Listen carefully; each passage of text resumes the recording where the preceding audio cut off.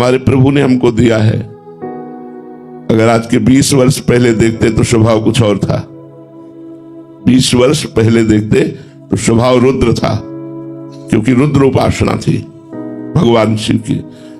अब आराध्य देव राधा किशोरी है, तो हमारी स्वामिनी का स्वभाव बड़ा प्रिय है।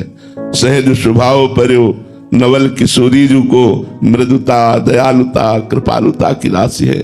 ने कहूँ न रिस कहूँ भूली हूँ न होत सकी, रहत प्रसन्न सदा ये मुख हास्य है। ऐसी सुकुमारी प्यारे लालजू की प्राण प्यारी, धन्य धन्य धन्य तेई तेल के उपास्य है। तो ये इष्ट के द्वारा दिया हुआ कृपा प्रसाद स्वभाव है, हमारा नहीं है। ये हमारे इष्ट के द्वारा दिया हुआ है। वही कृपा प्रसाद जिसको दे दे उसके हृदय में जागृत हो जाए। ये मेरा नहीं, मेरा स्वभाव रुद्र था, रुद्र।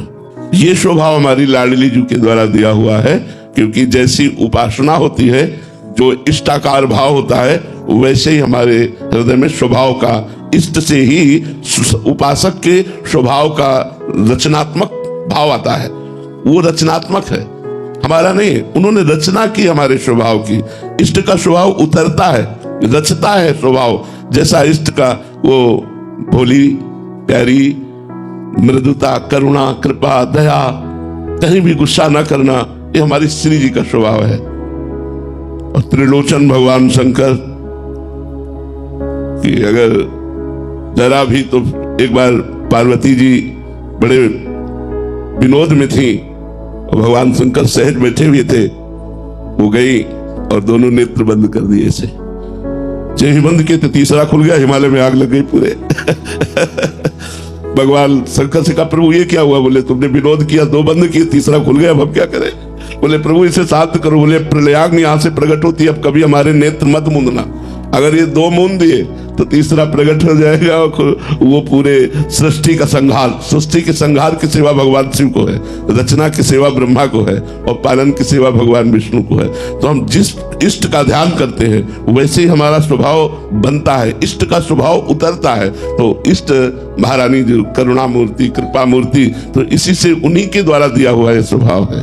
साधक को कैसे मिले महाराज ये स्वभाव? इष्ट से जब हम जिसका चिंतन करते हैं, जैसे एक भृंगी नाम का कीड़ा होता है, वो दूसरे कीड़े को लाकर अपने घरौंदे में बंद करता है मिट्टी के, और आवाज अपनी सुनाता है। उसे डंक मारेगा और भन ऐसी आवाज करेगा।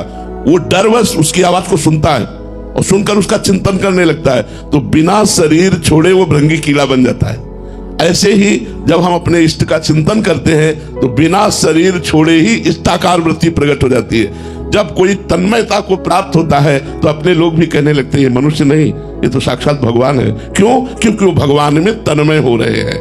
भगवान की जो महामहिमामयी कृपा है उसको चारों तरफ से घेर लेती है, दिव्य सद्गुण आ जाते हैं, उसका स्वभाव वैसे ही हो जाता है जैसे इष्ट का स्वभाव होता है, वैसे स्वभाव आ जाता है। महाराज जी, हमने तो मतलब प्रभु को देखा नहीं है, इष्ट को देखा नहीं है, तो गुरु को प्रकट में देख रहे हैं, तो गुरु में भी तदात्म होने से महाराज जी वैसा ही स्वभाव, इष्ट की ही प्राप्ति हो जाएगी, इष्ट भाव की ही प्राप्ति हो जाएगी, क्योंकि गुरु प्राप्ति कराने के लिए ही आए हुए हैं। इष्ट ही गुरु रूप आया हुआ है। अगर हम गुरु के वास्तविक स्वरूप को देखें तो साक्षात राधा वल्लभ लाल ही गुरु स्वरूप में है, दूसरा कोई नहीं है। वही गुरु है। व्यक्ति कभी गुरु नहीं होता और गुरु कभी व्यक्ति नहीं होता।